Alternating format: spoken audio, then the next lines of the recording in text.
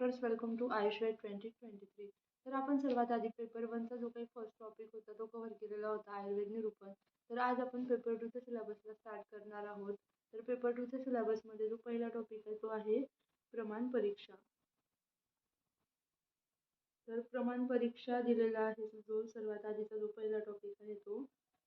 तर सर्वात आधी म्हणजे इथे जे आहे ना, पेपर टू मध्ये ते प्रमाणांचे वर्णन केलेले आहे. प्रमाणांचे वर्णनामध्ये म्हणजेच काय सांगितलेलं आहे, प्रमाण म्हणजेच काय असते तर ते एक साधन आहे. परीक्षा करण्यासाठी जे काही विविध साधन असतात त्यांना आपण प्रमाण म्हणत असतो. तर पेपर टूच्या सिलेबसमध्ये आपल्याला प्रत्यक्ष प्रमाण, अनुमान प्रमाण, आप्तोपदेश यांचे वर्णन केलेले आहे. तर सर्वात आधी जे आहे आपण ते प्रमाण परीक्षा विज्ञानाला सुरुवात करणार आहोत. तर याला सुरुवात करताना सर्वात आधी आपण परीक्षा म्हणजेच काय तर त्याची व्याख्या बघूया. तर परीक्षेची व्याख्या करताना असे सांगितलेले आहे की अथ जिज्ञासा जिज्ञासा जिज्ञासा नाम परीक्षा. तर इथे जिज्ञासा म्हणजेच काय, तर जिज्ञासा म्हणजेच काय, जी आपली ज्ञान प्राप्तीसाठी जी काही इच्छा असते तिला जिज्ञासा म्हणलेली आहे. किंवा जे अंतःकरणातून जी काही ज्ञान प्राप्तीसाठी जी काही प्रेरणा येत असते तिला जिज्ञासा जिज्ञासा म्हटलेली आहे, अंतःप्रेरणेला. तर ही जी अंतःप्रेरणा राहते ते जन्मापासूनच मनुष्यामध्ये उपस्थित असते, सर्व प्राणीमात्रांमध्ये. तर हिला जिज्ञासा म्हणत असतात. तर ह्या जिज्ञासाच्या पूर्ततेसाठी जे काही उपाय केले जातात त्यांना परीक्षा म्हणत असतात. जी दुसरी व्याख्या आहे ती परीक्षेची म्हणजेच प्रमाण अवधारण परीक्षा. म्हणजेच एखादी जी काही वस्तू आहे किंवा प्रमेय, प्रमेय म्हणजेच काय की ज्याचे आपल्याला ज्ञान प्राप्त करायचे त्या विषयाला प्रमेय म्हणत असतात. तर एखादी अशी वस्तू आहे किंवा ज्ञान प्राप्तीचा एखादा विषय आहे, त्याची वास्तविकता जाणून घेणे किंवा त्याच्या सत्याबद्दल जे काही पडताळणी करायची आहे त्याच्या दृष्टिकोनातून जे काही आपण परीक्षा करत असतो त्याला आपण काय म्हणत असतो तर प्रमाण म्हणत असतो. ही झाली प्रमाणाची व्याख्या. तर आता म्हणजे परीक्षेची आपल्याला आवश्यकता कशासाठी आहे, तर परीक्षेची आवश्यकता कशासाठी असू शकते, तर जे काही वस्तू आहे, पदार्थ आहे किंवा द्रव्य असतात त्यांचे वास्तविक स्वरूप जे आहे ते स्पष्ट होण्याकरता आपल्याला परीक्षेची मदत होत असते. त्याच्यानंतर परीक्षेच्या साहाय्याने आपण काय करत असतो, तर जे काही विभिन्न सिद्धांत असतात किंवा प्रमेय म्हणजेच काय, ज्यांचे ज्ञान प्राप्त करायचे आहे असे विषय किंवा जे पदार्थ आहे त्यांचे आपण वास्तविक ज्ञान जे आहे ते आपण परीक्षेच्या माध्यमातून प्राप्त करू शकतो. आता जे आहे परीक्षा का अत्यंत आवश्यक आहे, तर परीक्षेमुळे काय होत असते तर आपण म्हणजे व्याधी कोणता आहे हे पण आपण निश्चित करू शकतो. कारण व्याधींमध्ये काय असतात तर विविध लक्षणं असतात. तर विविध लक्षणांचे परीक्षण केल्याच्या नंतर काय होत असते तर आपल्याला व्याधी कोणता आहे हे कळत असते. म्हणजेच व्याधीच्या निदानार्थ आपण काय करू शकतो, परीक्षेचा उपयोग करू शकतो. त्याच्यानंतर जर आपण बघितलं की औषधी प्रयोग करताना पण आपण काय करू शकतो तर परीक्षेचा उपयोग करू शकतो.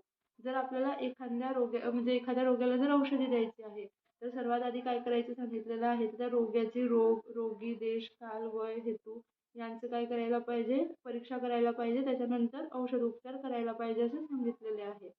तर अशा प्रकारे आपण व्याधी निदानार्थ त्याच्यानंतर औषधीचा प्रयोग करण्यासाठी परीक्षेचा उपयोग करत असतो. तर आचार्य चरकांनी सर्वात आधी काय सांगितलेले आहे की जे काही सृष्टीतील जे काही पदार्थ आहेत, सर्व जे पदार्थ आहे त्यांना दोन ह्याच्यात डिवाइड केलेलं आहे, एक म्हणजे सत आणि एक म्हणजेच असत पदार्थ. सत म्हणजेच काय, जे अस्तित्वात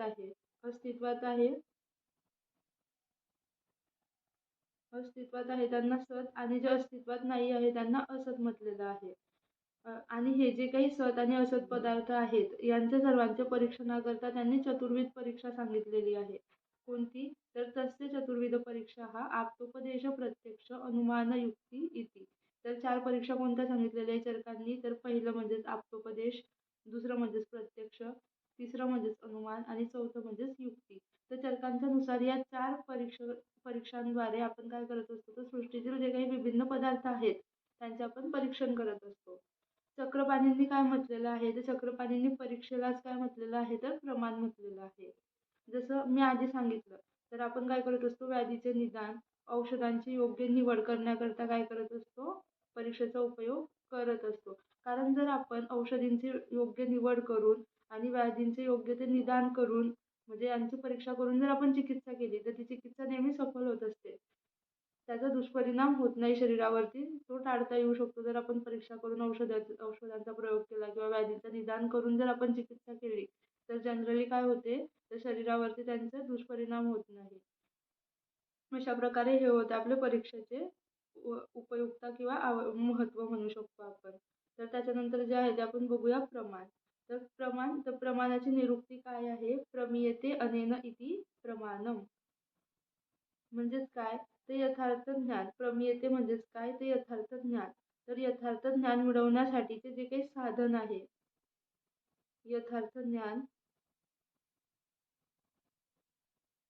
प्राप्त करण्याचे जे काही साधन आहे, त्या साधनाला काय म्हटलेलं आहे? तर प्रमाण म्हटलेलं आहे. ही झाली प्रमाणाची निरुक्ती. त्याच्यानंतर प्रमाणाची व्याख्या काय आहे पहिली? तर अर्थ उपलब्धी हेतू प्रमाणम.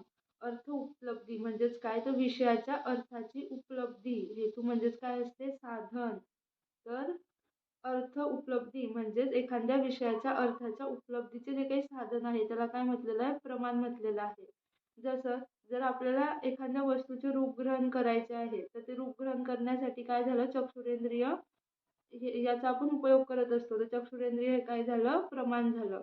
ते की प्रत्यक्ष प्रमाणामध्ये येत असते. आता जे दुसरी व्याख्या आहे ती म्हणजे सम्यक ज्ञानम प्रमाणम. सम्यक ज्ञान. सम्यक म्हणजेच संपूर्ण. तर एखाद्या विषयाचे संपूर्ण किंवा योग्य ज्ञान करून देण्याचे जे काही साधन आहे त्याला आपण प्रमाण म्हणत असतो.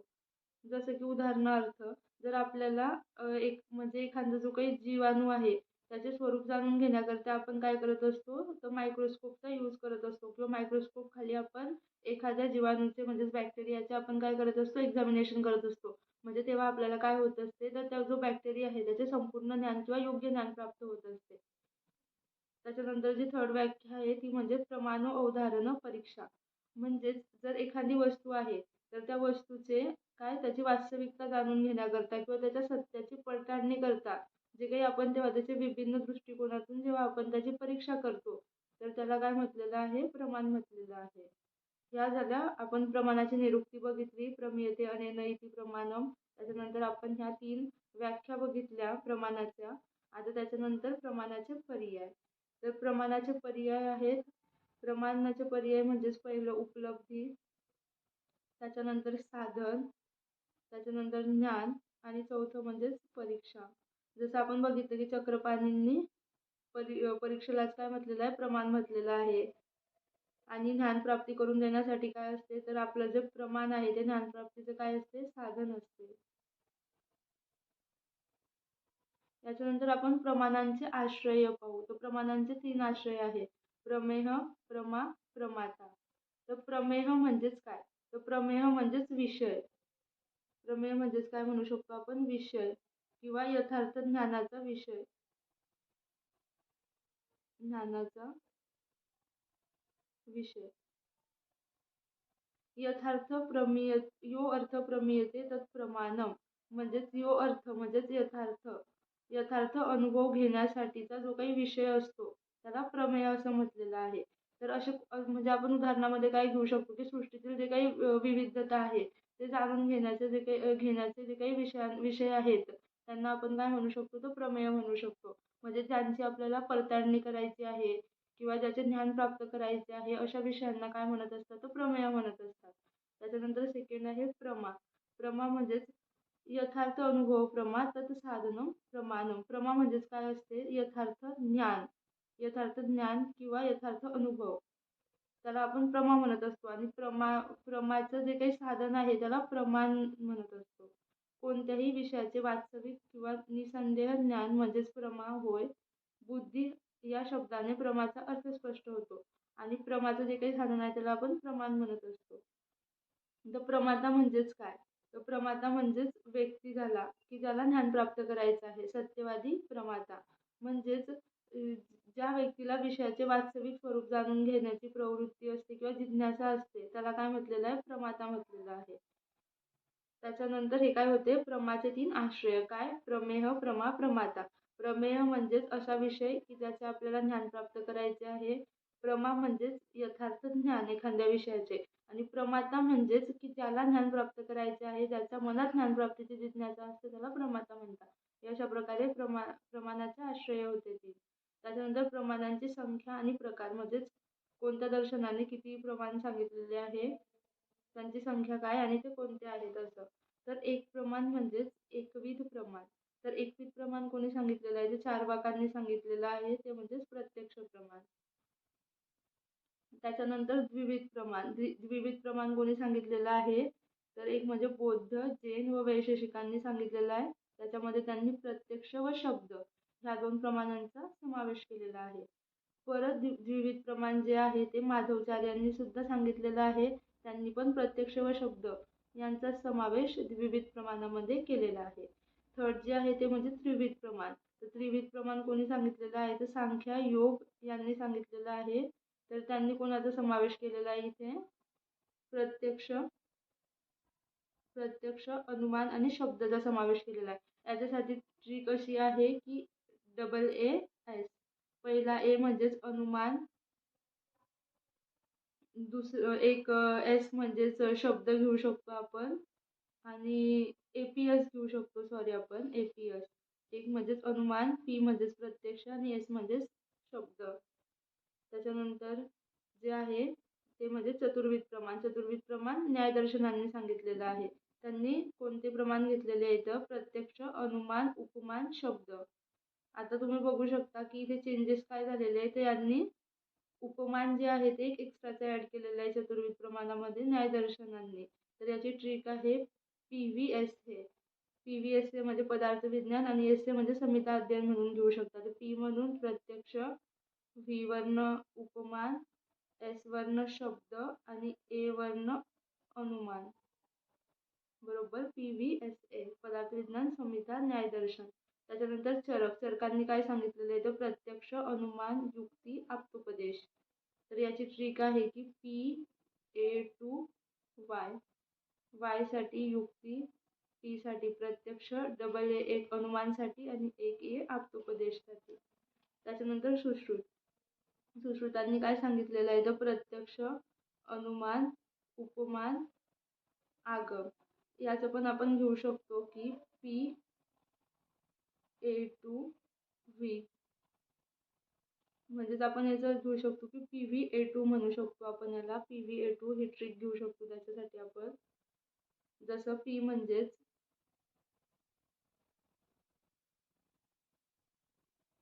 म्हणजेच प्रत्यक्ष, V म्हणजेच उपमान, ए म्हणजेच अनुमान आणि ए म्हणजेच आगम. PVA2 हे झालं सुश्रुतांनुसार चतुर्विध प्रमाण. त्याच्यानंतर जे आहे ते आहे पंचविध प्रमाण. तर पंचविध प्रमाण कोणी सांगितलेलं आहे? तर प्रभाकर मीमांसा यांनी सांगितलेलं आहे. त्यांनी प्रत्यक्ष, अनुमान, उपमान, शब्द आणि एक जे नवीन ऍड केलेलं आहे ते आहे अर्थ उत्पत्ती. आता जे आहे षडविध प्रमाण. षडविध प्रमाण भट्ट मीमांसांनी सांगितलेलं आहे. आता याच्यात जर बघितलं तर पंचविध प्रमाणानंतर जे खाली षडविध, अष्टविध प्रमाण आहे त्यांच्यामध्ये जे वरचे प्रमाण असतात, जसे षडविधमध्ये पंचविध प्रमाण जशाच्या तसे घेतलेले, त्याच्यामध्ये फक्त जो एक ऍड झाला तो म्हणजेच अभाव ऍड झाला. त्याच्यानंतर जे अष्टविध प्रमाण आहे ते पुराण ग्रंथांमध्ये सांगितलेलं आहे. अष्टविध प्रमाणामध्ये षडविध प्रमाण जे सांगितलेले ते सर्व जशाच्या तसे आहे. त्याच्यामध्ये जे नवीन 2 ऍड झालेले ते आहे ऐतिह्य आणि संभव. तसंच नवविध प्रमाण जे आहे ते तांत्रिकांच्या मते सांगितलेलं आहे. जर इथे बघितलं तर यांनी पण अष्टविध प्रमाण सर्व जसेचे तसे नवविध प्रमाणमध्ये समाविष्ट केलेले आहे. फक्त जे एक एक्स्ट्रा ऍड आहे ते म्हणजे चेष्टा. त्याच्यानंतर दशविध प्रमाण जे आहे ते अन्य आचार्यांनी सांगितलेलं आहे. इथे नवविध प्रमाणांचे जे काही सर्व प्रमाण आहेत ते जशाच्या तसे ऍड आहे, फक्त परिशेष जो आहे तो त्यांनी एक एक्स्ट्राचा ऍड केलेला आहे. अशा प्रकारे आपण जे आहे ते काय बघितलेलं आहे, तर प्रमाण आणि प्रमाणांचे प्रकार आणि कोणत्या दर्शनांनी किती प्रमाण सांगितलेले आणि ती कोणते ते बघितले. त्याच्यानंतरचा जो टॉपिक आहे तो म्हणजेच प्रामाण्यवाद. प्रामाण्यवाद म्हणजेच काय? तर प्रामाण्यवाद म्हणजेच आपण एक म्हणजे एखाद्या विषयाचे साधनांच्या साहाय्याने परीक्षण करत आहे आणि त्याचे परीक्षण केल्याच्या नंतर परीक्षणाच्या अंती जे काही ज्ञान आपल्याला प्राप्त होत असते त्याला प्रामाण्यवाद म्हटलेला आहे. प्रामाण्यवाद म्हणजेच परीक्षेअंती प्राप्त यथार्थ ज्ञान. म्हणजेच काय? तर परीक्षा केल्यानंतर जो काही यथार्थ अनुभव प्राप्त होतो. विविध साधनांच्या साहाय्याने आपण काय करत असतो? परीक्षा करत असतो. त्या परीक्षेच्या अंती काय होत असते? आपल्याला विषयाचे ज्ञान प्राप्त होत असते. त्याला प्रामाण्य म्हटलेलं आहे. तर हे जे प्रामाण्य आहे, प्रामाण्यवाद, त्याचे 2 प्रकार सांगितलेले आहे. स्वप्रामाण्य, परतः प्रामाण्य. तर स्वप्रामाण्य म्हणजेच काय? स्व म्हणजेच स्वतः आणि प्रामाण्य म्हणजेच प्राप्त ज्ञान किंवा यथार्थ ज्ञान, म्हणजे स्वतःला प्राप्त झालेला अनुभव म्हणजेच काय स्वप्रामाण्य सांगितलेलं आहे. म्हणजेच काय तर परीक्षकाद्वारे म्हणजे जो परीक्षण करत आहे त्याच्याद्वारे विविध प्रमाणांच्या सहाय्याने जेव्हा परीक्षण केले जाते, तर परीक्षण केल्याच्या नंतर त्याला स्वतःला जे काही यथार्थ ज्ञान प्राप्त होत असते त्याला स्वप्रामाण्य म्हणत असतात. स्व म्हणजे स्वतः, प्रामाण्य म्हणजे प्राप्त ज्ञान, यथार्थ प्राप्त ज्ञान, म्हणजे स्वप्रामाण्यवाद म्हणजे स्वतःला प्राप्त झालेले ज्ञान किंवा अनुभव. त्याच्यानंतर परतः प्रामाण्य. परतः प्रामाण्य म्हणजेच काय असते, तर आपण प्रमाणांच्या साहाय्याने ज्ञान प्राप्त होते आणि ते ज्ञान प्राप्त झाल्याच्या नंतर जर आपल्याला कुठेही किंचित संदेह असला तर अशा वेळी काय करत असतो, जे काही दुसरे प्रमाण आहेत म्हणजेच आप्तोपदेश, अनुमान यांच्या साहाय्याने काय जे निसंदेह आहे त्याचा यथार्थ ज्ञान प्राप्त करत असतो, तेव्हा त्याला काय म्हटलेलं आहे परतः प्रामाण्य.